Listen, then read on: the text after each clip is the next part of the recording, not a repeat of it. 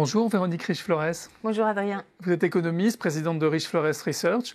Alors ces derniers mois, malgré le ralentissement économique mondial qui se confirmait, le prix du baril a toujours évolué autour de peu ou prou du prix d'environ $60. Comment est-ce qu'on peut expliquer cette espèce de fixité du prix au-delà des épisodes, des épiphénomènes, alors que se confirmait un énorme ralentissement économique ?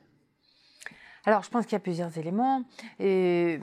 D'abord, bel et bien un ralentissement économique avec une baisse des perspectives de demande qui, normalement, aurait dû peser sur les prix.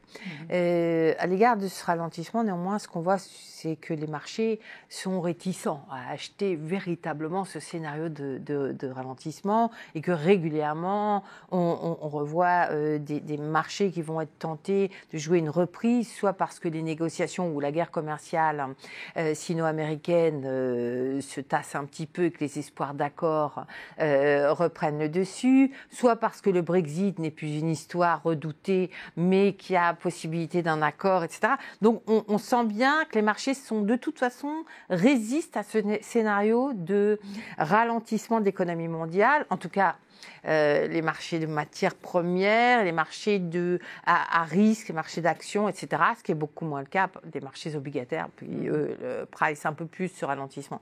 Mais ça, je pense que ça participe d'une certaine résistance des investisseurs à l'égard des marchés des matières premières et du pétrole en particulier. L'autre élément, bien, c'est le contexte géopolitique actuel.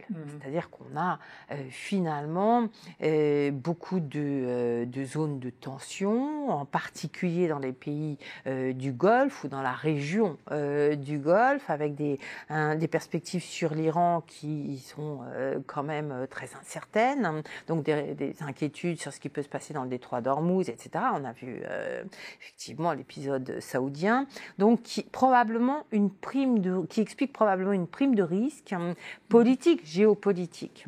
Alors, qui dit prime de risque dit combien ?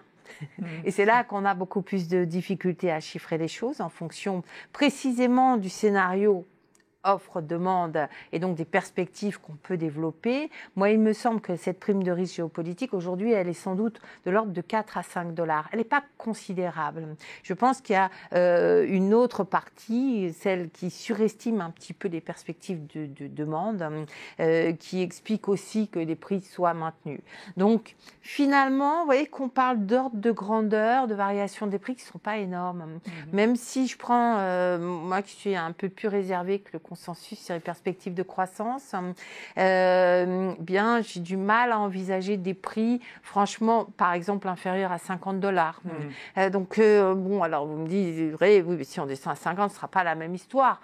Certes, mais enfin, vous vous souvenez du pas qu'on a fait en 2014, on est passé de 110, 120 $ à 70, puis 50. Bon.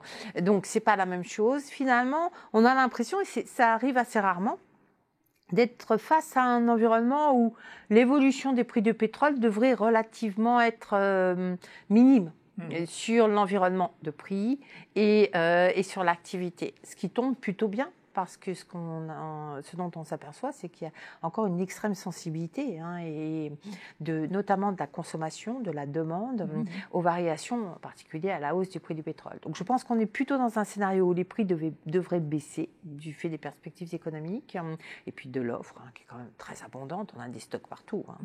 Mais de manière relativement limitée, c'est-à-dire je ne pense pas qu'on ait un scénario où pour l'instant on soit amené à redouter une spirale baissière des prix qui recrée des tensions déflationnistes, etc., comme on avait pu avoir en 2015 par exemple. Non. Donc finalement, on serait presque tenté de laisser le sujet de côté, si je peux dire, ce qui est très bien parce que ça peut éliminer une source d'incertitude, en tout cas pour l'instant. Merci beaucoup Véronique Riche-Flores.